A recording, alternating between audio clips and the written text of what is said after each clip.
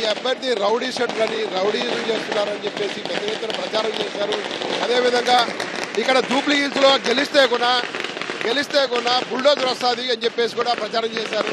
వీటన్నిటినీ లెక్క చేయకుండా ఓటర్లంతా కూడా కాంగ్రెస్ పార్టీ వైపు మొగ్గు చూపారు. దీన్ని ఎలా చూస్తారు?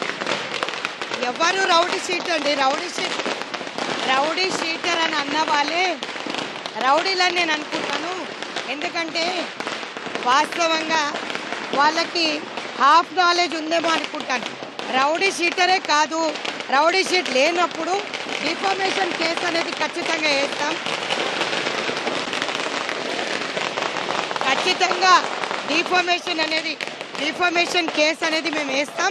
రాబోయే కాలంలో రౌడీ షీట్ లేదు, ఆయన రౌడీ కాదు అన్నప్పుడు ఏ విధంగా మాకంటే సునీత అంటది అని చెప్పి నేను ప్రశ్నిస్తున్నా. అంటే హాఫ్ నాలెడ్జ్తో ఉన్న వాళ్ళు ఈరోజు రాజకీయాలలో ఉన్నారు అని చెప్పి చెప్పకనే చెప్పారు.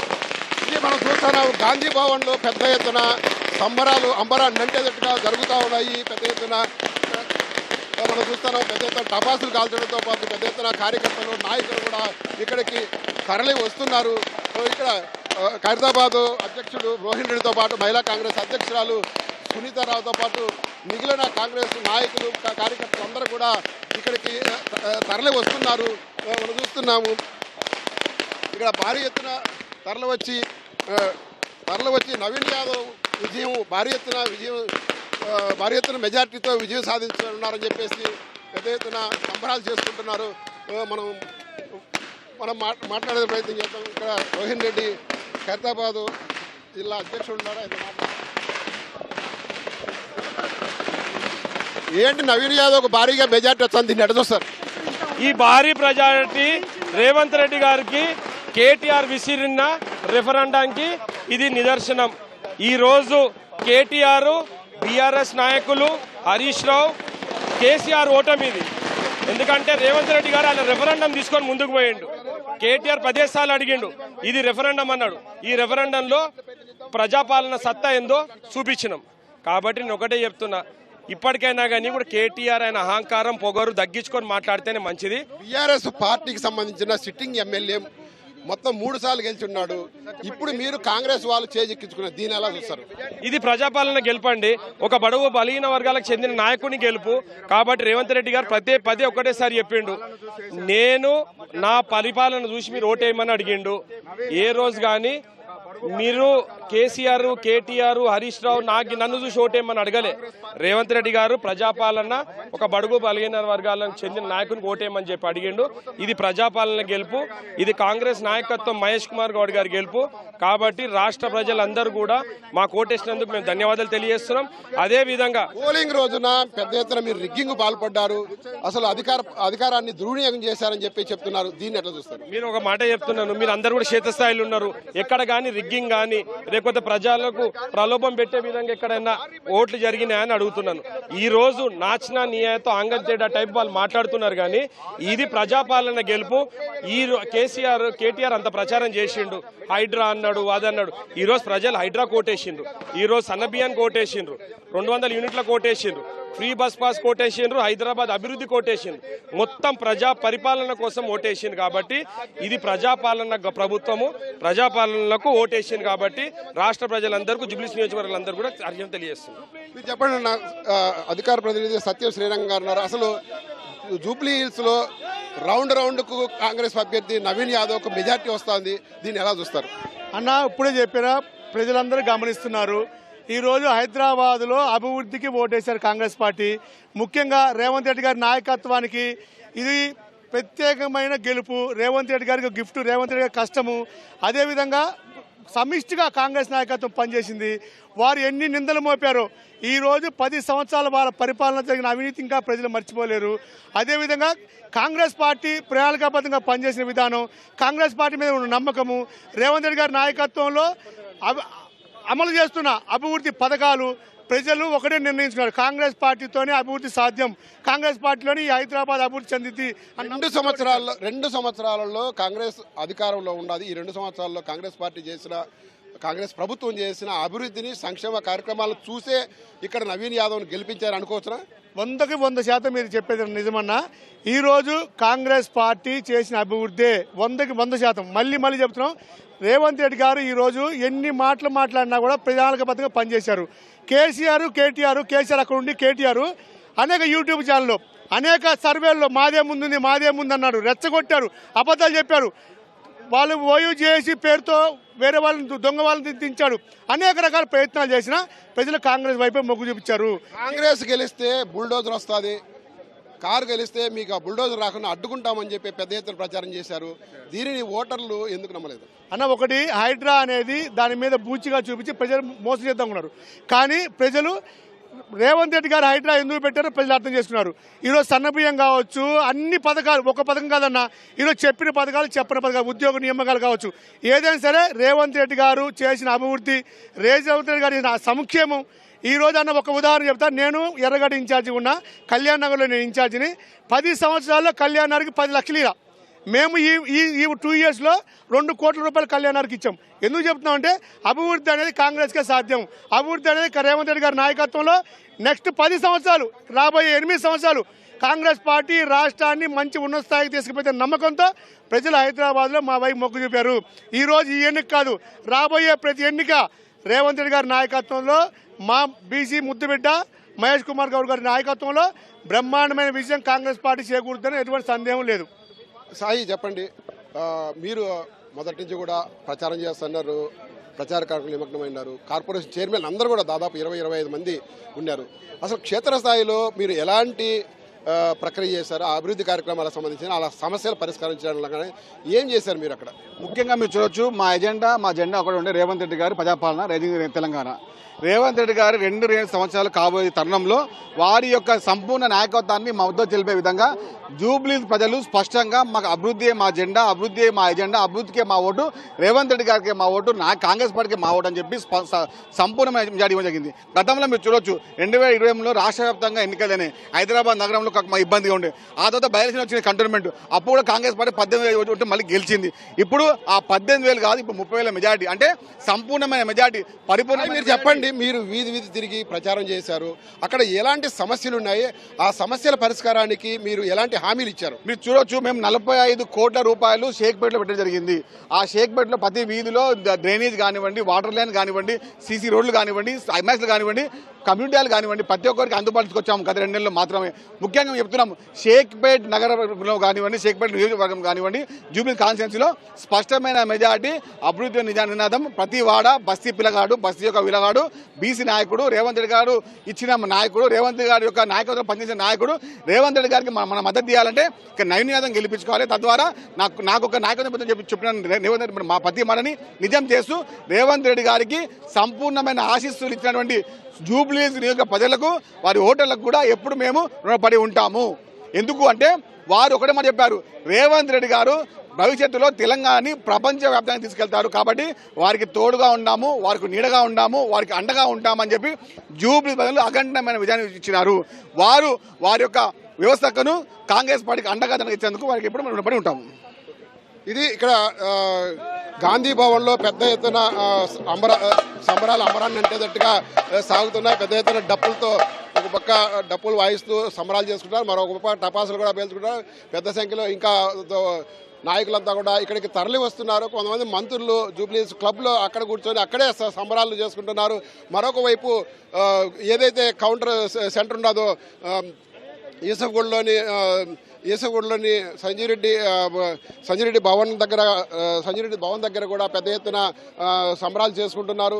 మరొక వైపు ఇప్పటికే కౌంటింగ్ సెంటర్ నుంచి బీజేపీ అభ్యర్థి దీపక్ రెడ్డి వెళ్ళిపోయారు. ఇంకా ఒక 4 రౌండ్లు మిగిలి ఉన్నాయి. ఈ 4 రౌండ్లలో కూడా స్పష్టమైన ఆధిక్యత వస్తుంది.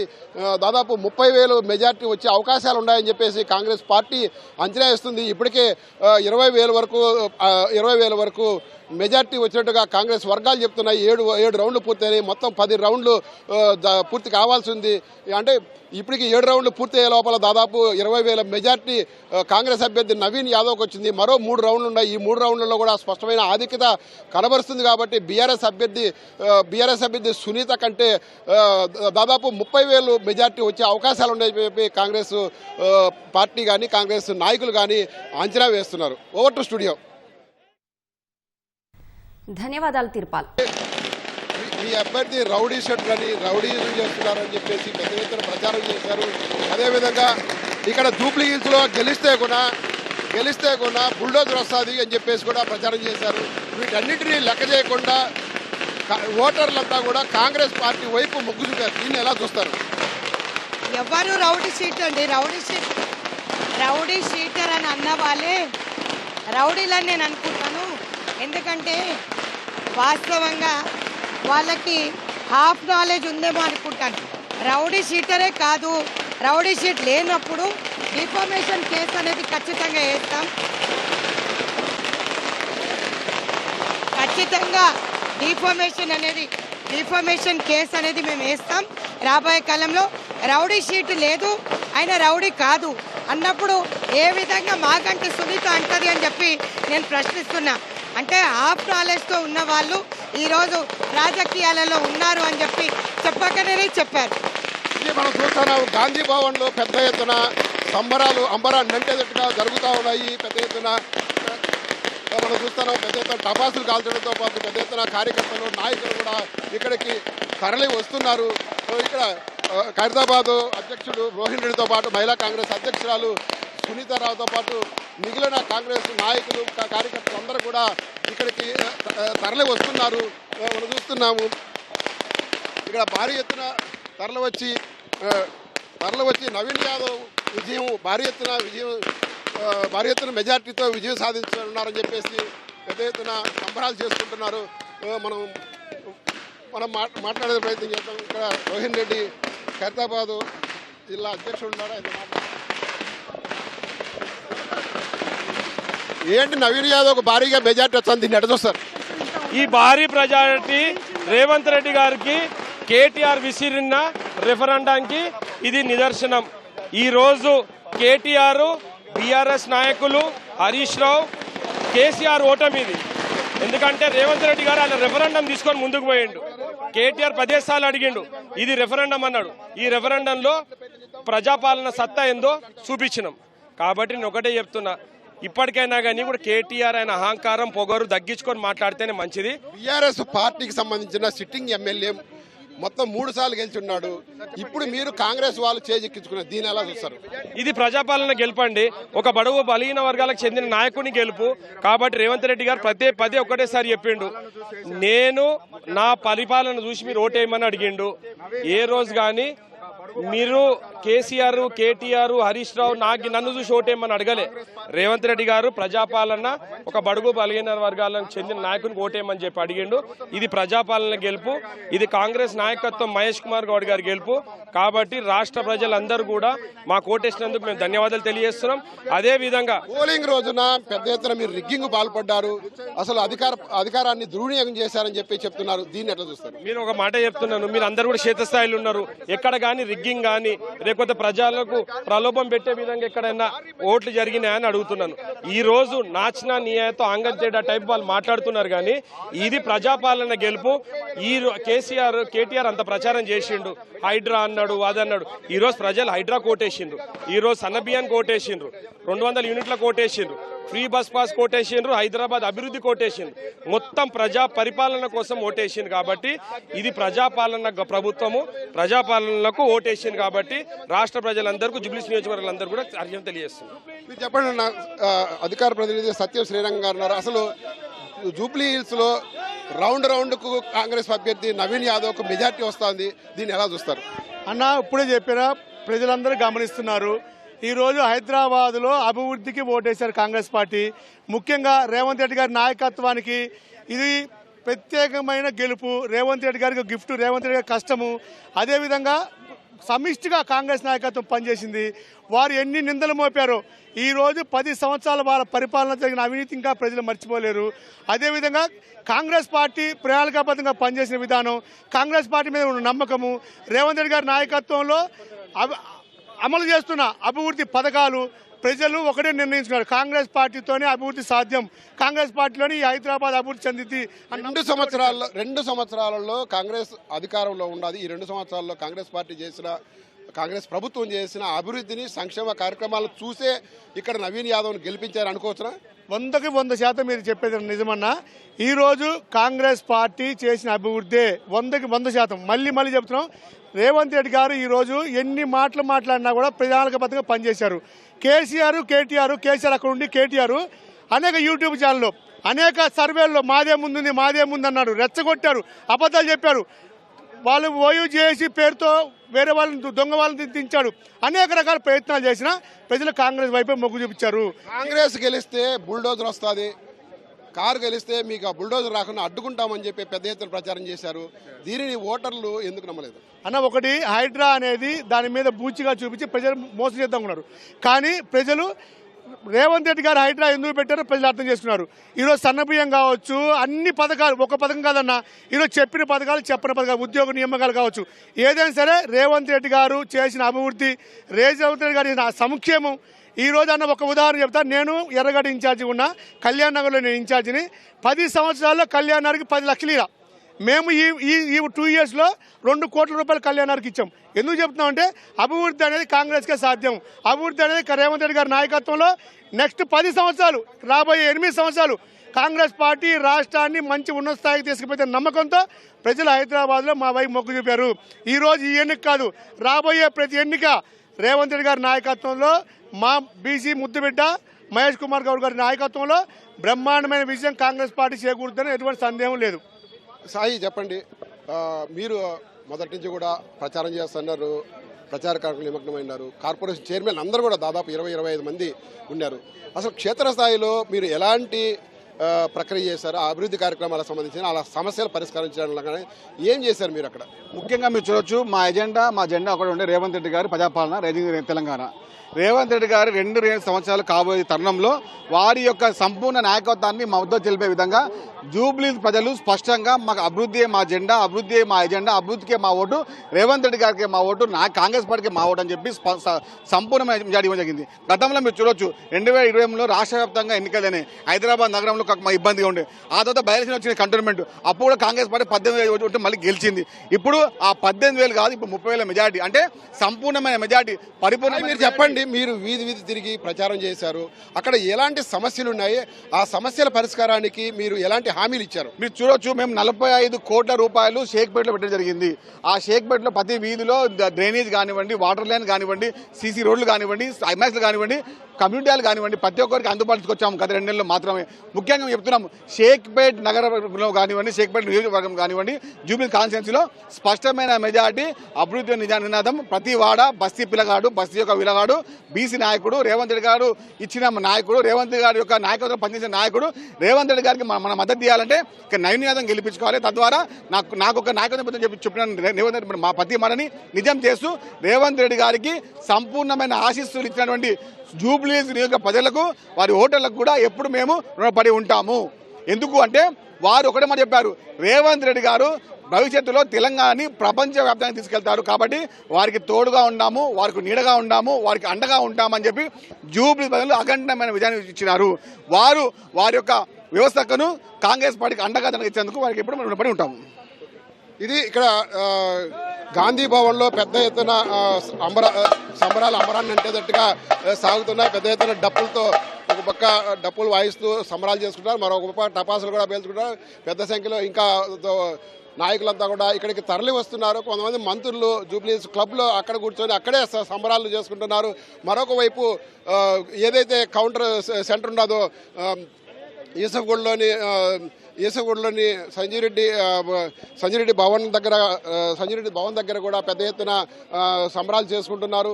మరొక వైపు ఇప్పటికే కౌంటింగ్ సెంటర్ నుంచి బీజేపీ అభ్యర్థి దీపక్ రెడ్డి వెళ్ళిపోయారు.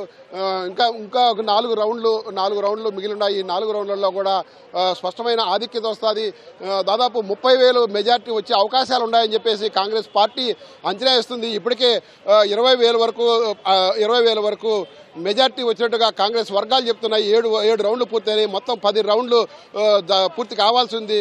అంటే ఇప్పటికి 7 రౌండ్లు పూర్తయ్యే లోపల దాదాపు 20,000 మెజార్టీ కాంగ్రెస్ అభ్యర్థి నవీన్ యాదవ్కి వచ్చింది. మరో 3 రౌండ్లు ఉన్నాయి. ఈ 3 రౌండ్లలో కూడా స్పష్టమైన ఆధిక్యత కనబరుస్తుంది. కాబట్టి బీఆర్ఎస్ అభ్యర్థి సునీత కంటే దాదాపు 30,000 మెజార్టీ వచ్చే అవకాశాలు ఉన్నాయని చెప్పి కాంగ్రెస్ పార్టీ కానీ కాంగ్రెస్ నాయకులు కానీ అంచనా వేస్తున్నారు. Over to studio.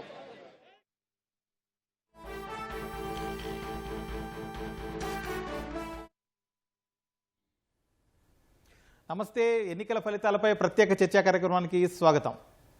బీహార్లో ఎన్డీఏ పూర్తి స్థాయిలో ఆధిక్యంతో దూసుకెళ్తుంది. ఇప్పటికే 192 స్థానాలకు పైగా ఆధిక్యంలో ఉంది. అలాగే ఎంజీబీ పూర్తి స్థాయిలో వెనకబడింది. కేవలం 47 సీట్లలో మాత్రమే ఆధిక్యత కనబరుస్తుంది. ఇక జన్సురాజ్ పార్టీ అసలు ఖాతా తెరవలేదు ఇంతవరకు. ఆ పార్టీ ఎంతో అంచనాలతో పోటీ చేసినప్పటికీ 0 స్థానాల్లోనే, అంటే ఒక్క సీట్లో కూడా ఆధిక్యం కనబరచడం లేదు. అలాగే అదర్స్ మాత్రం ఇతరులు 4 చోట్ల ముందున్నారు. అలాగే ఇతర రాష్ట్రాల్లో వివిధ ప్రాంతాల్లో జరిగిన ఉప ఎన్నికలు కూడా ఫలితాలు కూడా దాదాపుగా కొలిక్కొచ్చాయి. అలాగే తెలంగాణలో హైదరాబాద్లో జూబ్లీ హిల్స్ నియోజకవర్గం నుంచి జరిగినటువంటి ఉప ఎన్నికల్లో ఫలితాలు దాదాపుగా తుది దశకు చేరాయి. 8 రౌండ్లు పూర్తయ్యాయి ఇప్పటిదాకా. కాంగ్రెస్ అభ్యర్థి నవీన్ యాదవ్ 8 రౌండ్లలో 23,000కు పైగా ఓట్ల మెజారిటీతో దూసుకుపోతున్నారు. ఇక 2 రౌండ్లు మాత్రం మిగిలినాయి. 2 రౌండ్లు పూర్తయిన తర్వాత పూర్తి స్థాయిలో ఆధిక్యం దాదాపుగా 25 నుంచి 30,000కు చేరే అవకాశం ఉన్నట్లుగా అంచనాలు వెలువడుతున్నాయి. అలాగే బీఆర్ఎస్ సిట్టింగ్ సీట్ను కోల్పోయే ప్రమాదంలో పడింది. ఇప్పటికే గతంలో జరిగినటువంటి ఉప ఎన్నికల్లో ఒకసారి కంటోన్మెంట్ సిట్టింగ్ సీట్ని బీఆర్ఎస్ కోల్పోయింది. మరొకసారి ఇప్పుడు జూబ్లీ హిల్స్లో జరిగిన ఉప ఎన్నికల్లో కూడా సిట్టింగ్ సీట్ను కోల్పోబోతుంది. ఎన్నికల విశ్లేషకులు కావచ్చు, రకరకాల అంచనాల వ్యూహ నిపుణులు వీళ్ళందరూ అంచనాలు వేసిన దాని ప్రకారం జూబ్లీ హిల్స్లో కాంగ్రెస్ గెలుస్తుంది. కాకపోతే ఆ మెజారిటీ కేవలం 5 నుంచి 10,000 మధ్య మాత్రమే ఉండొచ్చు అని లెక్కలు కట్టారు. కానీ వాస్తవ ఫలితాలు వచ్చేసరికి ఇప్పటికే 8 రౌండ్లకి 23,000కు పైగా మెజారిటీ వచ్చింది. అలాగే బీజేపీ అభ్యర్థి లంకల దీపక్ రెడ్డి దాదాపుగా డిపాజిట్లు కూడా దక్కని పరిస్థితుల్లో ఎన్నికల ఓట్ల లెక్కింపు కేంద్రం నుంచి వెళ్ళిపోయారు. దీనికి సంబంధించి చర్చిద్దాం. మన చర్చలో పాల్గొంటున్న వాళ్ళని పరిచయం చేసుకున్న తర్వాత జూబ్లీ హిల్స్ ఫలితాలు అలాగే బీహార్ ఎన్నికల ఫలితాల మీద చర్చను కొనసాగిద్దాం. మన చర్చలో పాల్గొంటున్న వారు కె రవికుమార్ గారు, రాజకీయ వ్యూహ నిపుణుడు. అలాగే చలసాని నరేంద్ర గారు, జాతీయ రాజకీయాలపై వ్యూహకర్త. అలాగే మరొకరు మల్లేశ్వర్ గారు, కేయూ జర్నలిజం విభాగాధిపతి. వీళ్ళు ముగ్గురు ఉన్నారు మనకు గెస్టులు. వాళ్ళతోటి చర్చిద్దాం. రవికుమార్ గారు, ముఖ్యంగా తెలంగాణలో జూబ్లీ హిల్స్ ఉప ఎన్నికల్లో అంచనాలకు మించి ఫలితాలు వచ్చినాయి. కాంగ్రెస్కి చాలా సానుకూల ఫలితం దక్కింది. అసలు ఏ అంశాలు ప్రభావితం చేశాయి? అసలు యాక్చువల్గా అయితే 5 నుంచి 10,000 మధ్య మాత్రమే మెజారిటీ వచ్చే అవకాశం ఉందని అన్ని రకాల లెక్కలు ఎగ్జిట్ పోల్స్లో కూడా అంచనాలు వేశారు. కానీ వాస్తవ ఫలితం మాత్రం 8 రౌండ్లు ముగిసేసరికి 23,000కు పైగా మెజారిటీ వచ్చింది. ఏ అంశాలు కాంగ్రెస్కి లాభించాయి అనొచ్చు? వెరీ గుడ్ మార్నింగ్ ఆల్ అండి. ఇక్కడ జూబ్లీ హిల్స్ ఉప ఎన్నిక అనేది ఒక డిఫరెంట్ వాతావరణంలో జరిగిన ఉప ఎన్నికగా చూడాలి. జనరల్ గా ఉప ఎన్నిక ఏదైనా కూడా అధికార పార్టీలో ఉండే వాళ్ళకి అడ్వాంటేజ్ అనేది ఎక్కువగా ఉంటుంది అనేది అందరికీ తెలిసిన విషయం. ఇక్కడ మెజారిటీ విషయంకి వచ్చేటప్పుడు ఇక్కడికి 5,000, 10,000 అనే విషయం అనేది చాలా మంది చెప్పేటప్పుడు మనమే ఫస్ట్ రిపోర్ట్ రిలీజ్ చేసాం. జూబ్లీ హిల్స్ ఉప ఎన్నికల్లో 10.8% డిఫరెన్స్ తో నవీన్ యాదవ్ గెలుస్తాడు అనేది నేను చాలా మీడియా వేదికలుగా చెప్పడం జరిగింది. అయితే చాలా మంది ఆశ్చర్యపోయారు, అసలు ఏంటి, ఎందుకు అంతా ఎలా చెప్పగలుగుతున్నారు మీరు అని. అంటే నేను ఒకటే చెప్పి, బేసికల్ గా ఇక్కడ కాంగ్రెస్ పార్టీకి ఉన్న ఏకైక స్ట్రెంగ్త్ రేవంత్ రెడ్డి ఈ ముఖ్యమంత్రిగా అయిన తర్వాత 2.5 సంవత్సరాల తర్వాత జరుగుతున్న మొదటి ఎన్నిక కాబట్టి క్యూరియాసిటీ కొంత పెరిగి ఉంటది. సో ఆ క్యూరియాసిటీలో భాగంగా రేవంత్ రెడ్డి అనే వ్యక్తి తెలుగుదేశం మూలాల నుండి వచ్చిన ఒక నాయకుడు అనే విషయం అనేది ఎవరు మర్చిపోకూడదు. వేరే మాగంటి గోపీనాథ్ జూబ్లీ హిల్స్ లో 2014లో తెలుగుదేశం పార్టీలో గెలిచి తర్వాత పార్టీ మారిన తర్వాత 2 దఫాలుగా బీఆర్ఎస్ పార్టీ నుండి జూబ్లీహిల్స్ ప్రాతినిధ్యం వహిస్తూ ఉన్నారు. ఆయన కూడా తెలుగుదేశం మూలాలు ఉన్న వ్యక్తే అటువైపు వెళ్ళడం జరిగింది. అయితే 10 సంవత్సరాల తర్వాత తెలుగుదేశం పార్టీ పూర్తిగా అక్కడ తెలంగాణలో కనుమరుగైన తర్వాత ఆ తెలుగుదేశం క్షేత్రస్థాయిలో ఉండే నిర్మాణం ఏదైతే ఉంటుందో అది మాగంటి గోపీనాథ్ తో ట్రావెల్ చేయడం, అడిషనల్ గా కొత్త స్ట్రెంగ్స్ వాళ్ళకి యాడ్ అవడం, రూలింగ్ పార్టీగా 10 ఏళ్ళ అధికారంలో ఉండి కేటీఆర్ గారి అభివృద్ధి నమూనా వీటన్నిటి విషయాలన్నీ కూడా గమనించిన తర్వాత జూబ్లీహిల్స్ లో కంటిన్యూస్ గా మాగంటి గోపీనాథ్ గారికి వెళ్ళడం జరిగింది. వేరాజ్ వన్స్ మాగంటి గోపీనాథ్ గారు అకాల మరణం తర్వాత జరిగిన ఈ ఎన్నికలో నవీన్ యాదవ్ ని కాంగ్రెస్ క్యాండిడేట్ గా పిక్ చేయడం అనేది ది బెస్ట్ చాయిస్ అంటాను. ఎందుకంటే నవీన్ యాదవ్ అనే వ్యక్తి గతంలో ఇండిపెండెంట్ గా పోటీ చేశాడు. ఇండిపెండెంట్ గా పోటీ చేసినప్పుడే ఆయనకు 18,000 పైచీలకు ఓట్లు వచ్చిన వ్యక్తి. 2 స్థానికుడు, 3వది మేజర్ సామాజిక వర్గమైన యాదవ్ సామాజిక వర్గానికి సంబంధించిన వ్యక్తి.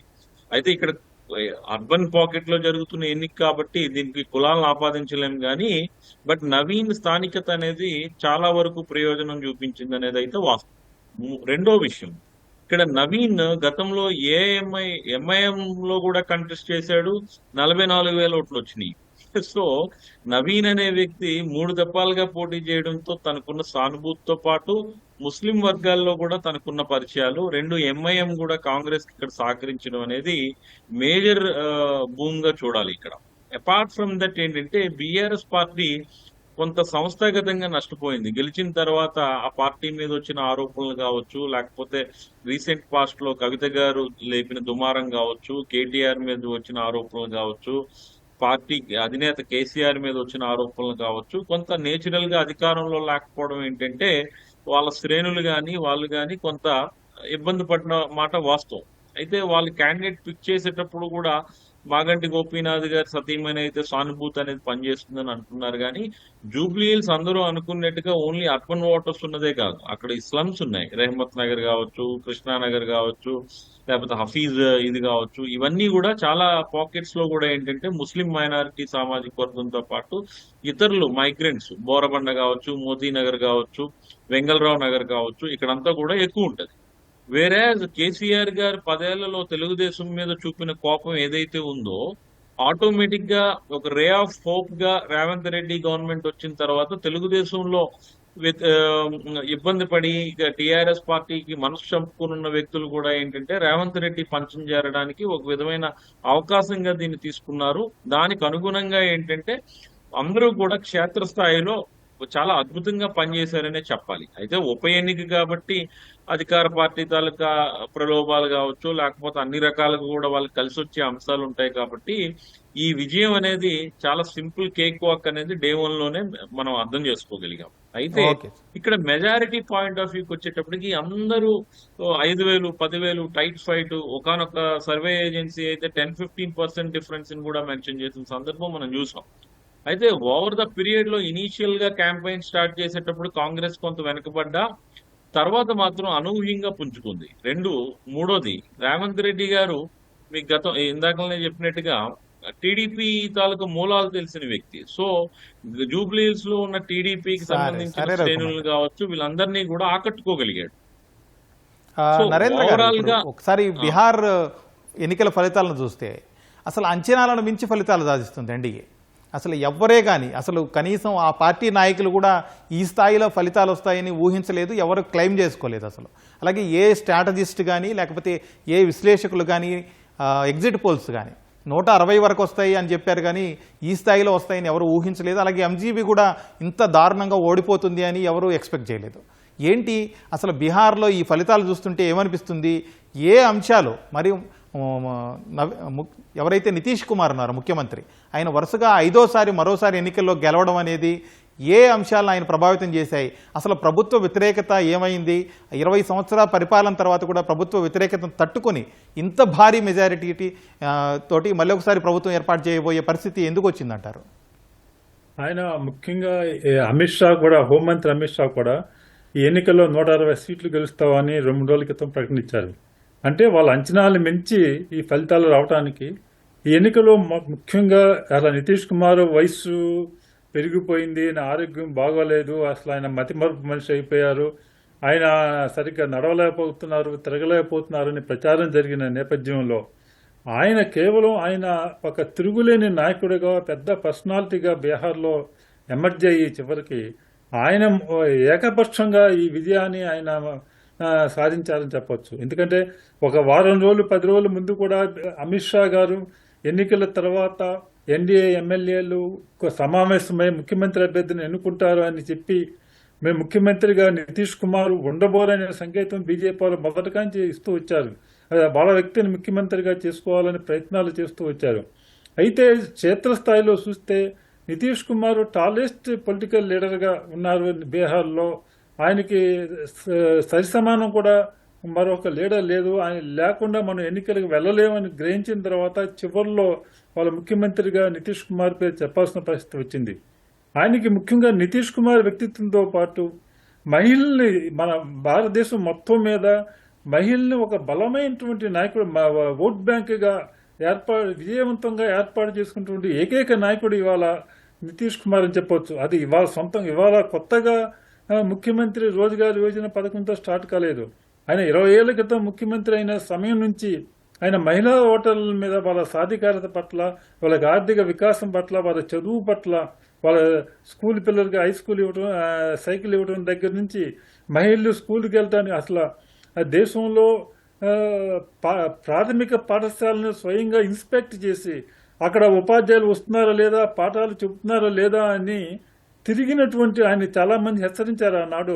ఆయన సొంత పార్టీ వాళ్ళే, టీచర్లతో మీరు తగాదా పెట్టుకుంటే రాజకీయ నాయకులు ఎవరు మనుగడ సాగించలేరండి, గ్రామాల్లో రాజకీయాలంతా వారే చేస్తారు, మీరు పాఠశాల విషయంలో జోక్యం చేసుకోవద్దన్నారు. కానీ ఆయన స్వయంగా పాఠశాలల్ని యొక్క విద్యని మెరుగుపరచడం కోసం, ముఖ్యంగా బాలికలు ఎక్కువ మంది చదువుకోవడం కోసం, మహిళలు స్వయం ఉపాధి కోసం ఆయన మొదటగా 20 ఏళ్ళుగా కృషి చేస్తూ వస్తున్నారు. ఇవాళ ఎన్నికల ముందు ప్రకటించినటువంటి ఈ పథకం అనేది ఆయనకి ఒక ఎన్నికలో, అందుకునే ఈ ఎన్నికల్లో మహిళల యొక్క దేశంలో ఎక్కడ లేని విధంగా దాదాపు 9% మంది పురుషుల కన్నా ఎక్కువగా మహిళలు ఓటు వేయటం, వీళ్ళు ఎక్కువగా ఎగబడి మరి పోలింగ్ బూత్లో ఓటు వేయడం చూస్తే మహిళల్ని ఆకట్టుకోవటం ద్వారా ఈ విజయానికి ఒక ప్రధాన కారణమైంది.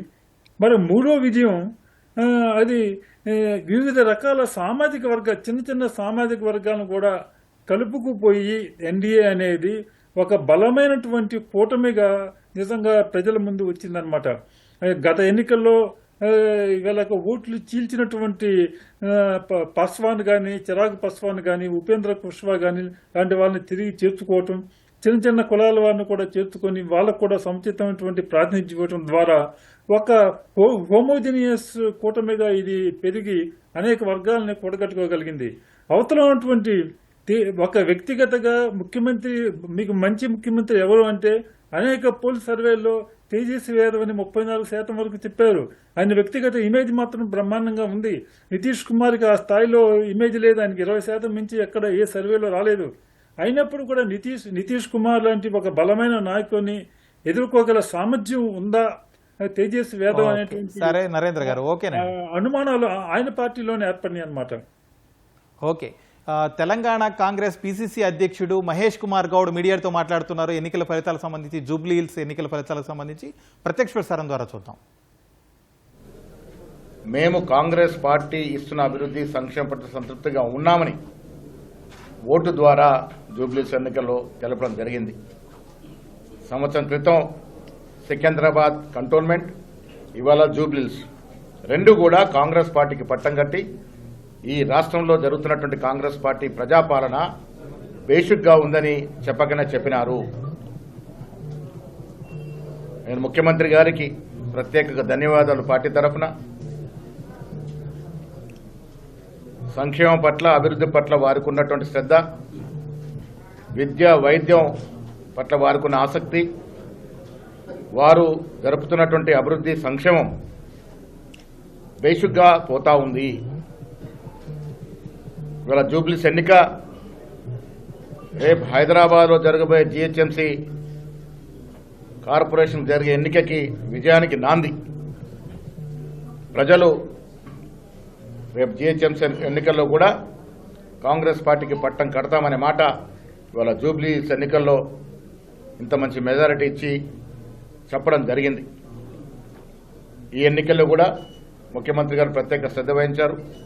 డిప్యూటీ ముఖ్యమంత్రి గారు, మంత్రులు అందరూ కూడా మా సంక్షేమాన్ని ప్రజలు అందుకున్నటువంటి తీర్థంలో వివరించగలిగినారు. కాబట్టే ఇవాళ ఇంత పెద్ద ఎత్తున ప్రజలు మాకు పట్టం కట్టినారు.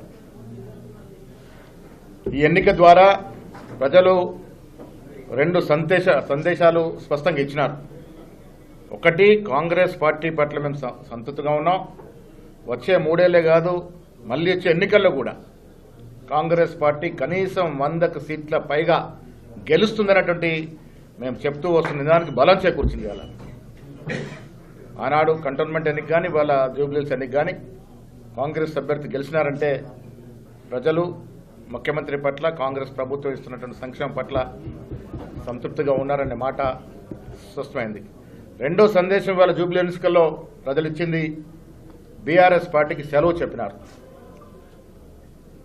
పార్లమెంట్ ఎన్నికల్లో వారికి 0 సీట్లు ఇచ్చినప్పుడే బీఆర్ఎస్ పార్టీకి ఈ రాష్ట్రంలో ఇంకా భవిష్యత్తు లేదు అన్నట్టు మాట చెప్పడం జరిగింది. ఇవాళ కూడా జూబ్లీ ఎన్నికల్లో వారు సిట్టింగ్ సీటు ఓడిపోయినారంటే బీఆర్ఎస్ పార్టీకి ఈ రాష్ట్రంలో స్థానము లేదు అని మరొక సందేశాన్ని కూడా ఇవాళ ప్రజలు, జూబ్లీహిల్స్ ప్రజలు ఇచ్చిన తీర్పు ద్వారా అర్థమవుతా ఉంది. ముఖ్యమంత్రి గారు ఇటీవల చెప్పినారు, బీఆర్ఎస్ పార్టీకి గతమే కానీ భవిష్యత్తు లేదని. ఈ తీర్పు ద్వారా అది రుజువైందని చెప్పొచ్చు.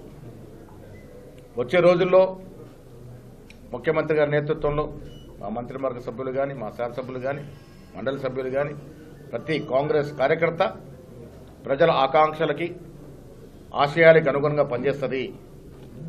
ఇదివరకు మేము ఇచ్చినటువంటి మేనిఫెస్టో పెట్టినటువంటి అంశాలు చాలా వరకు పూర్చగలిగినాం. ఇంకా మిగిలినవి కూడా ఇచ్చి 3 ఏళ్లు సుపరిపాలన అందించి ప్రజల ఆకాంక్షలకు అనుగుణంగా పనిచేసి 3 ఏళ్ల తర్వాత ఎన్నికల్లో 100 సీట్లకు పైగా కాంగ్రెస్ పార్టీ గెలుచుకుంటుంది.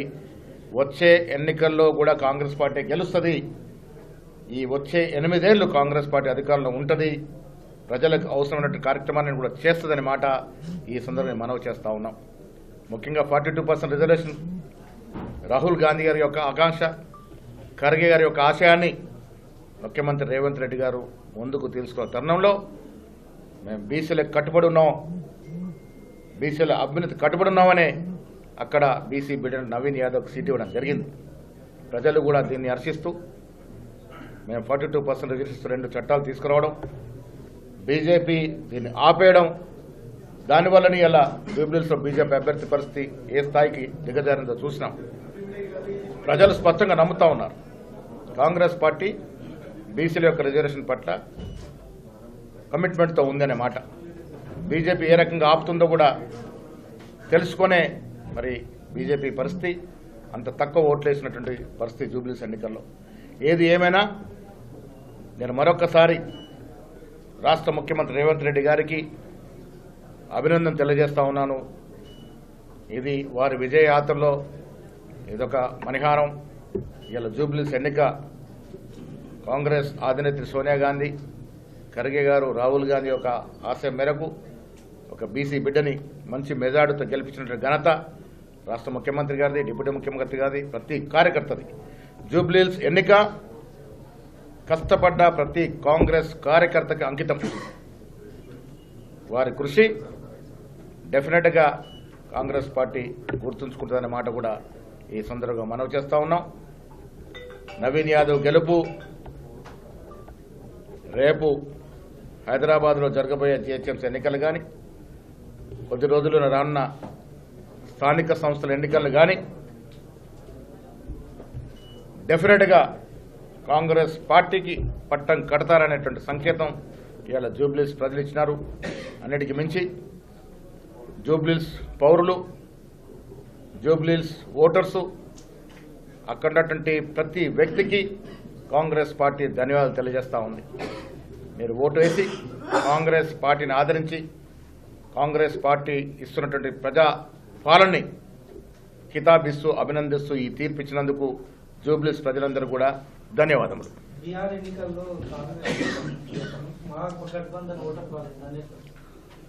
అక్కడ కొంత ఆశ ఉండింది. ప్రజలు ఆ రకంగా ఆదరించినారు. కానీ మీకు తెలుసు కేంద్రంలో ఉన్నటువంటి ప్రభుత్వం మరి అక్కడ జరిపినట్టు ప్రచారం కానీ వివిధ కారణాల వల్ల అక్కడ కొంత వెనుకంజలో ఉన్నాం. ఏదేమైనా పూర్తి రిజల్ట్స్ వచ్చిన తర్వాత స్పందిస్తాం.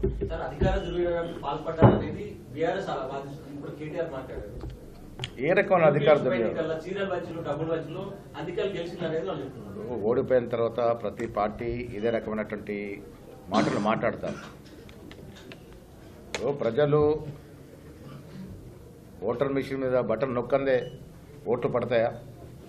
జూబ్లీస్ ప్రజలు రేవంత్ రెడ్డి గారి ప్రభుత్వాన్ని ఆదరిస్తూ ఉన్నారు, కితాబిస్తున్నారు. కాబట్టి ఇవాళ ఆ రకంగా అంత మంచి మెజార్టీతో గెలిచినాం. ఇప్పటివరకే దాదాపు 23-24 వేలు వచ్చిందని అంటున్నారు. ఇంకా మంచి మెజారిటీ కూడా నమోదు చేసుకునే అవకాశం ఉంది. ఇది ప్రజా విజయం. కాంగ్రెస్ పార్టీ ఇస్తున్నటువంటి అభివృద్ధి సంక్షేమం ప్రజలకు నచ్చింది, ప్రజలు మెచ్చింది. కాబట్టి ఈ విజయం. Thank you. షబీర్ అలీ గారు.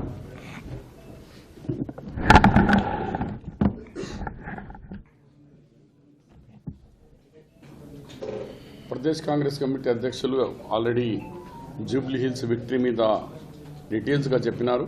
అట్లాగే మా సుదర్శన్ రెడ్డి సాబ్ కూడా చెప్పినారు. నేను ఒకటే కేటీఆర్తో సవాల్ చేస్తున్నాను. కేటీఆర్ గారు, మీరే మాకు వచ్చి సవాల్ చేసినారు, ఇది రెఫరెండం అన్నారు. కాంగ్రెస్ పరిపాలన రెండు సంవత్సరాలది ఇది రెఫరెండం, మీ పాలన బాగలేదు, ప్రజలు మీకు వ్యతిరేకత ఉన్నారు అని రెఫరెండం చేసినారు. ఆయనతో సహా బండి సంజయ్ కూడా రెఫరెండం అన్నారు. నేను అంటున్నాను, రెఫరెండం ఛాలెంజ్ చేశాను. ఛాలెంజ్లో జూబ్లీ హిల్స్ ప్రజలు, తెలంగాణ ప్రజలు కాంగ్రెస్ వైపు మొగ్గు చూపించి ఏదో 1000-200-2,000తో కాక దాదాపు 25,000 మెజార్టీ వస్తున్నది. 25,000. బీహార్ ఎన్నికల ఫలితాలపై చర్చా కార్యక్రమానికి తిరిగి స్వాగతం. బీహార్లో ఎన్డీఏ జెట్ విమానంలా దూసుకుపోతుంది. ఇప్పటికే 192 స్థానాల్లో విజయకేతనం దిశగా దూసుకెళ్తోంది. ఇప్పటికే ఆధిక్యంలో ఉంది, కొన్ని స్థానాల్లో విజయం సాధించింది. అలాగే ఎంజీబీ కేవలం 46 సీట్లకే పరిమితమైంది. జేఎస్పీ అసలు ఖాతా తెరవలేదు. అసలు ఎన్డీఏ అంచనాల మించి ఈ స్థాయిలో విజయం ఎలా సాధించగలిగింది ఏంటి అనేది చర్చలోకి వెళ్లే ముందు ఒకసారి పార్టీల వారీగా, కూటముల వారీగా సీట్లు ఎలా ఉన్నాయి ఏంటి అనేది ఒకసారి విశ్లేషిద్దాం. ఎన్డీఏ కూటమి మొత్తం 243 స్థానాల్లో ఇప్పటి వరకు దాదాపుగా 192 స్థానాల్లో ఆధిక్యం సాధించింది. అలాగే ఎంజీబీ చూస్తే కేవలం 46 సీట్లకే పరిమితమైంది. దాంట్లో ఆర్జేడీ 35 స్థానాల్లో ముందుండగా కాంగ్రెస్ కేవలం 4 చోట్ల మాత్రమే లీడ్ ఉంది. అలాగే సిపిఐ 1 చోట, దాంట్లో కూటమిలోని ఇంకొక పార్టీ సిపిఐ ఎంఎల్ 5 స్థానాల్లోని ఆధిక్యం కనబరుస్తుంది. కాంగ్రెస్ కంటే సిపిఐ ఎంఎల్ పార్టీ 5 స్థానాల్లో ఉంది. కాంగ్రెస్ పార్టీ కేవలం 4 చోట్ల మాత్రమే లీడ్లో ఉండడం ఇక్కడ గమనించవచ్చు. అలాగే ఇతర పార్టీలు కూడా కొంచెం తక్కువ స్థాయిలో మాత్రం ప్రభావం చూపించాయి. ఇక ఎన్డీఏలో బీజేపీ స్టార్టింగ్లో కొంత జేడీయూ కంటే వెనకబడినట్టుగా కనిపించినప్పటికీ ఇప్పుడు పూర్తి స్థాయిలో పక్కా ఆధిపత్యం కనబరుస్తోంది. 87 సీట్లలో బీజేపీ ఆధిక్యంలో ఉంటే జేడీయూ 76 స్థానాల్లో ఆధిక్యంలో ఉంది. అలాగే చిరాగ్ పాస్వాన్ నేతృత్వంలోని ఎల్జేపీ రామ్ విలాస్ ఈ పార్టీ 21 సీట్లలో ఆధిక్యత కనబరుస్తుంది. ఇక HAM Hindustan Awam Morcha secular party 5 చోట్ల, అలాగే ఆర్ఎల్ఎం 3 చోట్ల లీడ్లో ఉంది. మొత్తంగా 192 స్థానాల్లో ఎన్డీఏ విజయబేరి మోగించే దిశగా ఉంది. ఇంకా తుది ఫలితాలు రావాల్సి ఉంది. అప్పటి వరకు ఇది 192 దగ్గరే ఆగుతుందా లేకపోతే 200 దిశగా వెళుతుందా అనేది లెక్కగట్టాలంటే కొద్దిసేపు ఆగితే తప్ప పూర్తిస్థాయి ఫలితాలు లెక్కగేయడం కొంచెం కష్టతరంగా ఉండే పరిస్థితి కనిపిస్తుంది. అలాగే ఎంజీబీ పూర్తి స్థాయిలో ఓటమిలో కూరుకుపోయింది. ఇలా గత ఎన్నికల్లో పోటాపోటీగా తలపడి ఎన్డీఏకి కొంచెం స్లైట్ తేడాతోటి 10 సీట్ల తేడాతోటి ఎన్డీఏకి అధికారాన్ని కట్టబెట్టింది. ఎంజీబీ కూడా గట్టి పోటీ ఇవ్వగలిగింది. అలాగే ఆర్జేడీ అతిపెద్ద పార్టీగా, సింగిల్ లార్జెస్ట్ పార్టీగా నిలబడింది. కానీ ఈసారి మాత్రం 35 సీట్లలో మాత్రమే ఆధిక్యంలో ఉంది. చివరికి తుది ఫలితం వచ్చేసరికి ఇన్ని సీట్లు ఉంటాయో ఇంకా తగ్గే అవకాశం ఉందా అనేది లెక్క తేలాల్సి ఉంది. అలాగే ఎంతో అంచనాలతోటి పెద్ద ఎత్తున వ్యూహకర్తగా పేరు పొంది వివిధ రాష్ట్రాల్లో రాజకీయ పార్టీలు గెలవడంలో తన వంతుగా పాత్ర పోషించినటువంటి రాజకీయ వ్యూహకర్త ప్రశాంత్ కిషోర్ కొత్త పార్టీని స్థాపించి ఈసారి ఖచ్చితంగా అధికారం సాధిస్తాం, కొత్త రాజకీయం స్థాపిస్తాం, యువత మీద ఎన్నో ఆశలు పెట్టుకున్నారు.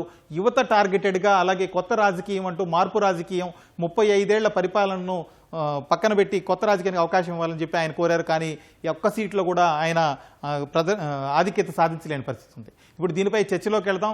మల్లేశ్వర్ గారు, అసలు బీహార్లో ఫలితాలు చూస్తుంటే ఏమనిపిస్తుంది? అలాగే అసలు ఈసారి బీజేపీ గెలుస్తుందా లేకపోతే మహాగఠబంధన్ వస్తుందా అని చెప్పి ఒక పోటాపోటీ వాతావరణం ఉందని చెప్పి పెద్ద ఎత్తున లెక్కలు వేసుకున్నారు, అంచనాలు జరిగాయి.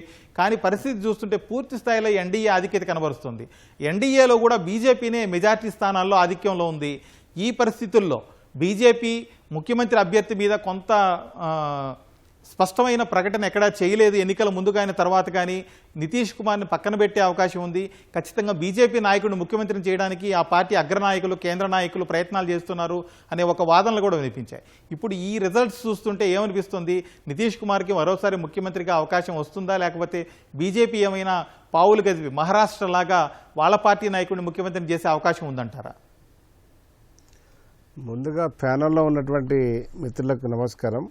వాస్తవంగా బీహార్ ఎన్నికలు అనేటి ఇది ఊహించినట్టుగానే ఫలితాలు వస్తూ ఉన్నాయి. ఎందుకంటే అనేక సర్వేలు కూడా ఎన్డీఏకు మెజార్టీ వస్తుందని చెప్పడం జరిగింది. కానీ సర్వేలకు మించినటువంటి ఫలితాలు ఇక్కడ మనకు లీడింగ్ని బట్టి అయితే అవపడతా ఉన్నది.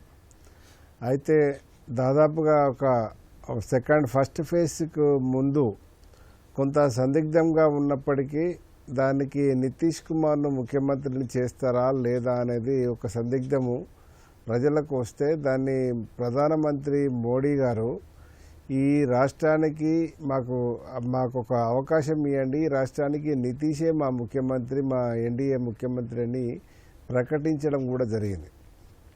దానివల్ల ఈరోజు బీహార్లో ఊహించినటువంటి పరిస్థితి, ఊహించని ఫలితాలు ఆ పద్ధతిలో ఓట్ షేరింగ్ జరుగుతూ ఉన్నది. ఎందుకంటే మొట్టమొదటిసారిగా మన గతంలో కంటే పోలింగ్ కూడా ఎక్కువ కావడము, మనకు తర్వాత ఫస్ట్ ఫేజ్లో కంటే సెకండ్ ఫేజ్ ఓటింగ్ కూడా ఎక్కువ కావడం. ఎందుకంటే పోయినసారి సెకండ్ ఫేజ్ అంటే 20లో జరిగినటువంటి సెకండ్ ఫేజ్ రెండో విడతలో 58% పోలింగ్ జరిగినటువంటి పరిస్థితి ఉన్నది. కానీ ఇప్పుడు అనూహ్యంగా 68కి పైన పోలింగ్ అయినటువంటి పరిస్థితి ఉన్నది.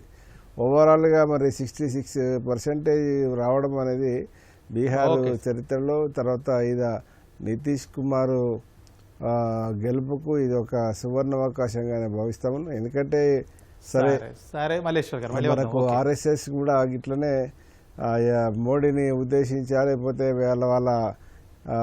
వాళ్ళ పాలసీనా కానీ 75 ఏళ్ళకి పదవి విరమణ అన్నట్టు ఇవాళ నితీష్ను పక్క పెట్టడానికి ఏజ్ ప్రభావం ఇంకేదో కారణం చెప్తే రేపు భవిష్యత్తులో మళ్ళీ బీజేపీకి కూడా నష్టం జరిగే అవకాశం ఉంది. కనుక కష్టమైన నితీష్ను మనకు అసలే ఇప్పుడు ఏమైందంటే బీసీ రిజర్వేషన్స్ లొల్లి కొంత తెలంగాణలో జరుగుతూ ఉన్నది. బయట ఆ నితీష్ కుమార్ కూడా ఫేస్ చేసి కులగణన విషయంలో కావచ్చు, తర్వాత రిజర్వేషన్ విషయంలో కొంత ఫేస్ చేసి కోర్టు ఇటువంటి ఇచ్చిన డైరెక్షన్ తోటి ఆగడం జరిగినటువంటి పరిస్థితి చూసినాం. కాబట్టి నితీష్ను పక్కకు పెట్టే అవకాశం లేదు.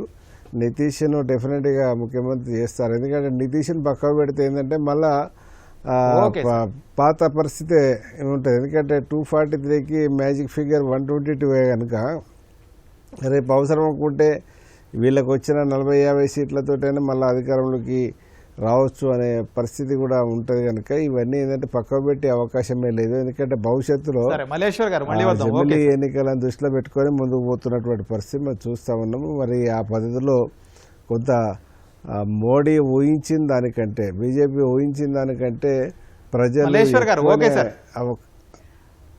రవికుమార్ గారు ఇప్పుడు ఎస్ఐఆర్ అనేది పెద్ద వివాదాస్పదమైంది. బీహార్లో ఎలక్షన్స్కి కొన్ని నెలల ముందు చేపట్టినటువంటి ఎస్ఐఆర్ ఇది ఓట్లని పెద్ద ఎత్తున తొలగించారు. ఏదైతే ఆర్జేడీ, కాంగ్రెస్ ఈ పార్టీలు వాళ్ళ కూటమి పార్టీలు బలంగా ఉన్నాయో ఆ ప్రాంతాల్లో వాళ్ళ అనుకూల ఓట్లను తొలగించారు. అలాగే బీజేపీకి, ఎన్డీఏకి అనుకూలంగా ఉన్న ప్రాంతాల్లో ఓట్లను చేర్పించారు.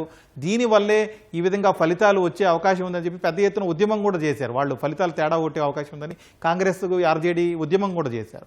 ఆ ఎస్ఐఆర్ ప్రభావం ఈ ఎన్నికల ఫలితాలపై ఏ స్థాయిలో ఉందనుకుంటున్నారు?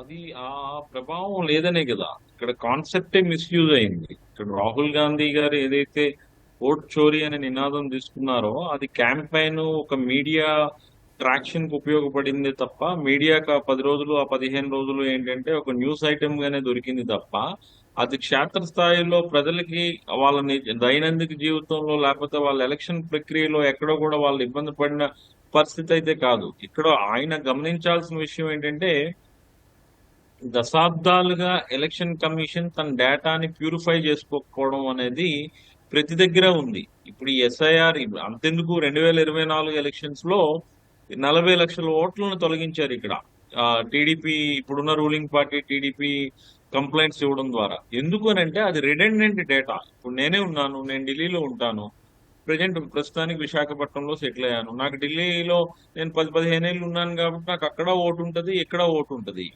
సో ఏమైంది అని అంటే ఇక్కడ ఓటు అనేది అక్కడి నుండి ఇక్కడికి వచ్చిన తర్వాత ఈ ఇంటి నెంబర్ లో వేరే వ్యక్తులు ఎవరో ఉన్నారనుకోండి, వాళ్ళ ఓట్లు కూడా ఈ ఇంటి నెంబర్ తోనే నమోదై ఉండేవి. సో ఇదంతా ఏమైంది అని అంటే రిడెండెన్సీ మాట. అంటే డేటాను ఎప్పటికప్పుడు ప్యూరిఫై చేసుకోకపోవడం వల్ల వచ్చిన సమస్యల వల్ల ఎలక్షన్ కమిషన్ ఆఫ్ ఇండియా ఇది నిర్లక్ష్యత. ఇది స్టేట్ ఎలక్షన్ కమిషన్సే కావచ్చు, సెంట్రల్ ఎలక్షన్ కమిషనే కావచ్చు, వాళ్ళ తాలూకా పనితీరు అనేది బాగాలేదనేది అయితే మాత్రం చాలా స్పష్టంగా చెప్పొచ్చు. కానీ అది ఓట్ చోరీ అనే నినాదం తీసుకోవడం వల్ల ఏంటంటే రాహుల్ గాంధీ కొంత ఇబ్బంది పడ్డాడు. ఎందుకంటే ఓట్ చోరీ ఇప్పుడు నేను పోలింగ్ బూత్కి వెళ్ళి ఓటేయాలనుకునేటప్పుడు నా ఓటు పోయింది అనుకోండి, అప్పుడు రాహుల్ గాంధీ చెప్పిన కాన్సెప్ట్ నిజమవుతుంది. ఇక్కడ ఓటు పోవడం కాదు, వాడు ఆల్రెడీ బీహార్ లో 75 లక్షలు 2011 సెన్సస్ ప్రకారం 75 లక్షల మంది మైగ్రెంట్స్. ఇప్పుడు ఆన్ అన్ యావరేజ్ ఒక 10% పెరుగుతారు అనుకుంటే మనం కూడా 1 కోటి అనుకుందాం. ఓకే రవి గారు, ఈ 1 కోటి మంది కూడా వాళ్ళు వెళ్ళేటప్పుడు వాళ్ళ ఓటు పోయింది అని అంటే ఇక్కడ ఆల్రెడీ ఓటు రిజిస్టర్ అయి ఉంటది కదా వాళ్ళకి. సరే సార్, ఈ నరేంద్ర గారు మిస్ అయ్యాడు. ఓకే సార్, నరేంద్ర గారు, అలాగే బీహార్లో గత 20 ఏళ్లుగా నితీష్ కుమార్ ముఖ్యమంత్రిగా ఉన్నారు. మధ్యలో జితన్ రామ్ మాంజీని 1 సంవత్సరం ముఖ్యమంత్రిగా ప్రతిష్ఠించినప్పటికీ దాదాపుగా కంటిన్యూగా ఆయనే ముఖ్యమంత్రిగా ఉన్నారు. కొన్నిసార్లు MGBలో ఉన్నారు, కొన్నిసార్లు NDAలో ఉన్నారు. అటు ఇటు జంప్ చేసినా ఏం చేసినా గత ఎన్నికల్లో 2020లో జరిగిన ఎన్నికల్లో చాలా హోరాహోరీ తలపడింది మహాగఠబంధన్. చాలా తక్కువ మెజారిటీ తోటి NDA అధికారంలో రాగలిగింది. అలాంటిది ఇప్పుడు 20 సంవత్సరాల తర్వాత ఎన్నికలు జరిగినప్పుడు ప్రభుత్వ వ్యతిరేకత అనేది సహజంగానే ఉంటుంది. 5 ఏళ్లకో 10 ఏళ్లకో ప్రజా వ్యతిరేకత ఉంటుంది. అలాంటిది 20 ఏళ్ల తర్వాత ఈ స్థాయిలో ప్రజా వ్యతిరేకతను తట్టుకొని గతానికంటే చాలా ఎక్కువ సీట్లలో మెజారిటీ సాధించి NDA మరోసారి ప్రభుత్వాన్ని ఏర్పాటు చేయబోతుంది. ఇది ఎలా సాధ్యమైంది? ఏ విధంగా ఏ అంశాలు ఈ 5 ఏళ్లలో బీజేపీకి లేకపోతే నితీష్ కుమార్కి అనుకూలంగా మారాయంటారు? అది బీహార్లో ఒక ఆల్టర్నేటివ్ పొలిటికల్ లీడర్షిప్ ఫార్మాలిటీ. మహాగఠబంధన్లో ఎన్నికలకు ముందు రాహుల్ గాంధీ వెళ్ళి ఓట్ చోరీ అని అక్కడ ఓట్ యాత్ర చేసినప్పుడు అలా చాలా సంవత్సరాల తర్వాత గ్రామాల్లో కాంగ్రెస్ పార్టీ జెండాలు ఎగరేయటం, జనాలు రావటం, కాంగ్రెస్ పార్టీలో ఉత్సాహం వచ్చింది. అయితే ఆ తర్వాత మళ్ళీ ఆయన బీహార్ మొహం చూడలేదు. ఆయన మొన్న ఎప్పుడో ఎన్నికల చివరిలో వచ్చారన్నమాట. ఆయన సరిగ్గా ఆబ్సెంట్ పొలిటీషియన్ లాగా ఆయన మళ్ళీ పట్టించుకోలేదు. ఆయన అదేవిధంగా ఆర్జేడీతో కలిసి ఉమ్మడిగా వ్యూహాత్మకంగా ప్రచారం చేయడానికి ప్రయత్నాలు చేయలేదు ఆయన. ఆ విధంగా కాంగ్రెస్తో ఎలియన్స్ వలన నష్టపోతున్నాం మనం అనేటువంటి అభిప్రాయం ఆయన మిత్రపక్షాల్లో ముఖ్యంగా ఆర్జేడీలో కలిగించింది. అందుకనే ఎన్నికల సర్దుబాటు కూడా సమస్యగా తయారైంది. ఇవాళ కూడా కాంగ్రెస్ వాళ్ళకి వాళ్ళ ఆర్జేడీ ఓడిపోవడంలో ఎక్కువగా కాంగ్రెస్కి ఇచ్చిన సీట్లు దాదాపు 3-4 తప్ప అన్ని ఓడిపోయే పరిస్థితి కనిపిస్తున్నాయి. కాబట్టి ఆ విధంగా రాజీవ్ గాంధీ తన పార్టీలో మంచి నాయకత్వాన్ని కల్టివేట్ చేయటం కానీ, గ్రాస్ రూట్లో పార్టీని డెవలప్ చేయటం కానీ, దాని పట్ల దృష్టి కేంద్రీకరించకుండా ఆయన కేవలం పెద్ద హైప్ క్రియేట్ చేయటం ద్వారా ఆయన ప్రయత్నాలు చేయటం వలన ఇటువంటి పరిస్థితి ఏర్పడింది. మరొక నితీష్ కుమార్ చాలా షూర్డ్ పాలిటీషియన్గా ఎదిగాడు. వాళ్ళ క్షేత్రస్థాయిలో సీట్ల సర్దుబాటు కోసం బీజేపీ ఇతర పక్షాలతో కూర్చున్నప్పుడు ఆయన ప్రతి నియోజకవర్గం గురించి కూడా, ప్రతి బ్లాక్లో కూడా ఉన్న రాజకీయ పరిస్థితుల మీద స్పష్టమైన అవగాహన ఉండి ఆయన చెప్పగలుగుతుంటే దానికి ఆల్టర్నేటివ్ ఆర్గ్యుమెంట్స్ బీజేపీ వాళ్ళు కానీ ఇతర పార్టీలు కానీ చేయాలి. వాళ్ళకి తెలియదు అనమాట అసలు క్షేత్రస్థాయిలో ఏముంది అని. ఆ విధంగా బీహార్ రాజకీయాల మీద ఒక పట్టు సంపాదించారు. ఆ తర్వాత ఈ ఎన్నికల్లో మన కొత్త విషయం ఏంటంటే గత 25 సంవత్సరాలుగా బీహార్ని ఈ మండల నివేదికలు కానీ కుల ప్రాతిపదికన కుల పోరాటాలు మాత్రమే, ఈ కుల విభజన అనేది బీహార్ని రాజకీయాలని ప్రభావితం చేస్తాయి. మొదటిసారిగా ఎకనామిక్ ఇష్యూస్ అనేవి బీహార్లో రాజకీయ ఎజెండాగా ఉన్నాయి. ఉద్యోగాలు కల్పించటం, మైగ్రేషన్ వర్కర్స్ దేశంలో బీహార్ నుంచి పెద్ద సంఖ్యలో మైగ్రేషన్ వెళ్ళిపోతున్నారు. వాళ్ళకి వెళ్లకుండా ఏం చేయాలి బీహార్లో? అటు తేజస్వి యాదవ్ దాని మీద ప్రణాళికలు ఇచ్చారు, నితీష్ ఇచ్చారు పోటీపడి. బీహార్ దాని రాజకీయ ఏజెండాగా ఈ రెండు విషయాలని, ఒకటి ఉమెన్, ఒకటి తర్వాత ఉపాధి యువకులకు ఉద్యోగం కల్పించటం, మూడోది ఈ మైగ్రేషన్ వర్కర్స్ని ఏ విధంగా వాళ్ళు వెళ్లకుండా బీహార్లో వాళ్ళకి ఉపాధి కల్పించాలి. ఈ మూడింటిని కూడా ఒక చర్చనీయాంశాలుగా రాజకీయ అంశాలుగా చేసి రాబోయే సంవత్సరాల్లో వీటి మీద ఎవరు అధికారంలోకి వచ్చినా కూడా, ఎవరు ముఖ్యమంత్రి అయినా కూడా ఈ మూడు విషయాలను నెగ్లెక్ట్ చేయలేని పరిస్థితుల్ని వాళ్ళ నితీష్ కుమార్ క్రియేట్ చేశారు. అందుకనే ఉత్సాహంతో మైగ్రెంట్ వర్కర్స్ గతంలో ఎన్నడూ లేని విధంగా ఎక్కడెక్కడో పనిచేస్తున్న వాళ్ళు కూడా రైల్లో వచ్చి ఓటు వేసినట్టు మనం కథనాలు విన్నాము మనం. కాబట్టి ఈ విధంగా ఒక నూతనమైనటువంటి ఎకనామిక్ ఏజెండాని బీహార్లో ప్రజల్లో తీసుకొచ్చారు. మహిళా సాధికారతకి ఒకటి women mother is the centre of the village economy అనేటువంటి ఒక కాన్సెప్ట్ని తీసుకొచ్చారు. ఇంకొకటి యూత్ వాళ్ళు ఉద్యోగం లేకుండా, ఉపాధి లేకుండా బదాల మీద తిరగడం కాదు, వాళ్ళని ఏదో విధంగా మనం ఉపాధి కల్పించాలి అనేటువంటి ఒక ఆలోచనని వాళ్ళ ప్రభుత్వాల్లో తీసుకొచ్చారు. ఈ విధంగా నరేంద్ర గారు దేశంలో సరికొత్తగా రాజకీయాలకి నితీష్ కుమార్ వాళ్ళ దారి ఏర్పాటు చేస్తున్నారని చెప్పొచ్చు. నరేంద్ర గారు, మీరు చెప్పినట్టు గత 20 ఏళ్లుగా ముఖ్యమంత్రిగా ఉన్న నితీష్ కుమార్ ఇప్పటికి కూడా వలసలను ఆపలేకపోయారు. ఇప్పటికీ పెద్ద ఎత్తున వివిధ రాష్ట్రాల్లో ఎక్కడ చూసినా కార్మికులుగా పనిచేస్తున్న వాళ్ళందరూ బీహార్ వాళ్లే ఉంటున్నారు. అలాగే వివిధ దేశాలకు కూడా వలస వెళ్లి కార్మికులుగా పనిచేస్తున్నారు. ఇది ముఖ్యమంత్రిగా ఉన్నటువంటి నితీష్ కుమార్ వైఫల్యమే అని చెప్పి ప్రతిపక్షాలు పెద్ద ఎత్తున ఆరోపణలు చేశాయి. అసలు ఒక్క పరిశ్రమను తీసుకురాలేదు, ఉపాధి కల్పించలేదు, ప్రభుత్వంలో కూడా ఉద్యోగాలను భర్తీ చేయలేదు, ఉపాధి కోసం బీహార్ యువత దేశవ్యాప్తంగా వలస వెళుతున్నారు అనే పరిస్థితి కనిపించింది. అయినా కూడా నితీష్ కుమార్కి ఏ విధంగా పాజిటివ్ అయిందంటారు ఈ అంశాలన్నీ? ఇది కేవలం నితీష్ కుమార్ యొక్క బలం, రాజకీయ బలం కన్నా అవతల ప్రతిపక్షాల యొక్క బలహీనతలు కూడా తోడైని ఈ సామాజిక వర్గాలని కలుపుకోవడం, వివిధ సామాజిక వర్గాలని తేజస్వి యాదవ్ ఆ విధంగా యాదవ్ ముస్లిం యొక్క దాని నుంచి మొదటిసారిగా విఐపి 1-2 చిన్న చిన్న వర్గాలను తీసుకొచ్చే ప్రయత్నం చేశాడు. కానీ దానికి అఖిలేష్ యాదవ్ లాగా యూపీలో చేస్తున్నట్టు కూడా అఖిలేష్ యాదవులకి సీట్లు తగ్గించి గత అసెంబ్లీ లోక్సభ ఎన్నికల్లో వాళ్ళందరూ కూర్చోబెట్టి యాదవ్ డామినేట్ ఉండే కాన్స్టిట్యూన్సీలో కూడా వేరే కులాల వాళ్ళకి సీట్లు ఇచ్చి ఇతర కులాల వాళ్ళని, సామాజిక వర్గాలని కలుపుకోవడానికి, తన పరిధి విస్తరించడానికి అఖిలేష్ యాదవ్ చేసిన విధంగా ప్రయత్నాలు తేజస్వి యాదవ్ చేయలేపారు. ఆ ప్రయత్నాలని ఎన్డీఏలో బీజేపీ కానీ నితీష్ కుమార్ కానీ విజయవంతంగా సోషల్ ఫార్ములా ఇంజనీరింగ్ అయితే సోషల్ ఇంజనీరింగ్ ఉందో చాలా విజయవంతంగా ప్రగడ్బందీగా లేకుండా చేయగలిగాడు. అది వాళ్ళ ఎలక్షన్ లో